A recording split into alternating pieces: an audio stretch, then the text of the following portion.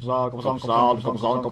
YouTube, Coppersan here. In this series we're checking in on how MMOs that we all played and loved when we were younger are doing. With today a more recently released one, the in 2014 released open world fantasy MMORPG Black Desert Online. Today's video is sponsored by Pearl Abyss, the company that develops and publishes Black Desert Online, and they gave us a nice link that you can find in the video description. If at whatever point while watching this video you feel like giving the game a spin, click that link for a free 7-day trial of the game.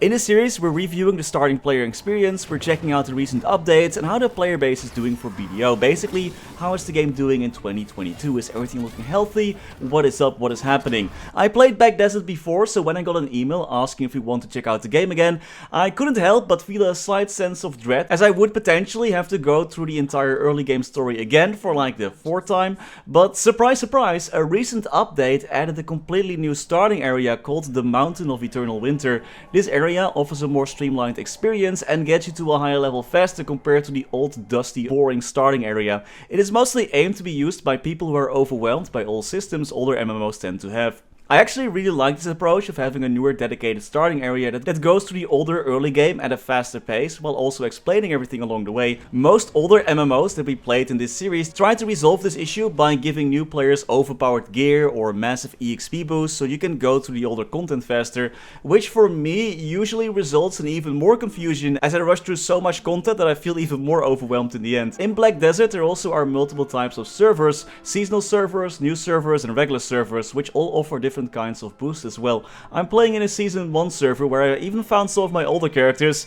Kinda wish I didn't find them though. We're off to create our character and I don't think I have to go too deep into the character creation. The amount of customization and flexibility is crazy. There is basically a slider for everything. You can spend hours creating your character and making sure every little detail is to your liking. I remember Black Desert looking amazing, but once I was in the game, the graphics were okay, until I found the button that loads up the remastered graphics and wow. I mostly played 2D MMOs, this was like a whole new dimension of graphics for me. The new starting zone will give you a quick rundown of how the story of Black Desert Online has unfolded so far after your characters lost their memories. Again, like what, did they get hit on the head too many times or something? You receive new gear from your Black Spirit companion, and most of the early minutes of the game you'll spend walking. So much walking and talking. At least you get a speed buff every now and then that makes you run faster than any blue hedgehog that I know. The story isn't half bad though, and the voice acting is great, but at one point I couldn't help but mash the next button just so I could get into some action. I'm playing the newly released Dracania class, so I was eager to test her out in combat. She uses a big two-handed sword with some nice added effects when she slashes. This game looks gorgeous. My character skills aren't at high level yet, so I can't show you all the physicals, all the particles, all the explosions happening. So instead, here's a piece of action from a higher level Dracania. This is just from a trailer, not actually my character. The class also has her own story, which is entwined with another class, the Guardian, so it's a pretty interesting class, I'd say. The skill system in Black Desert goes pretty deep, and players can use various builds.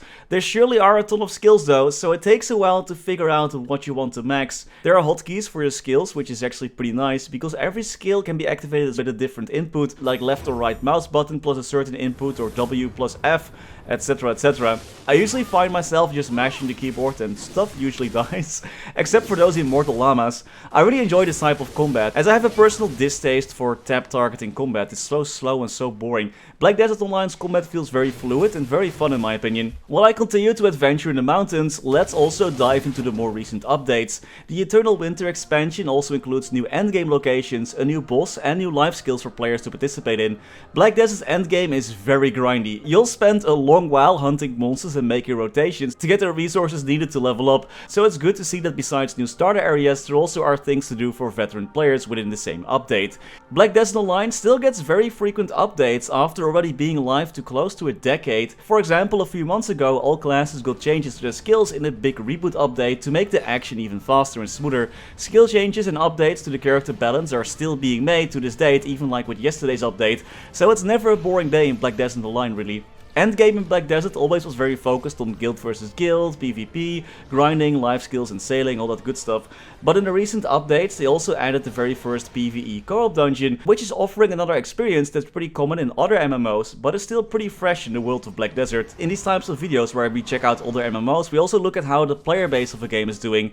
Black Desert can be played through both Steam and on their own standalone launcher, so the amount of players on Steam does not give us a full picture. Most of the time there are more players outside of Steam than people playing through Steam. However, the Steam numbers usually do give us a good indication on how the game is performing.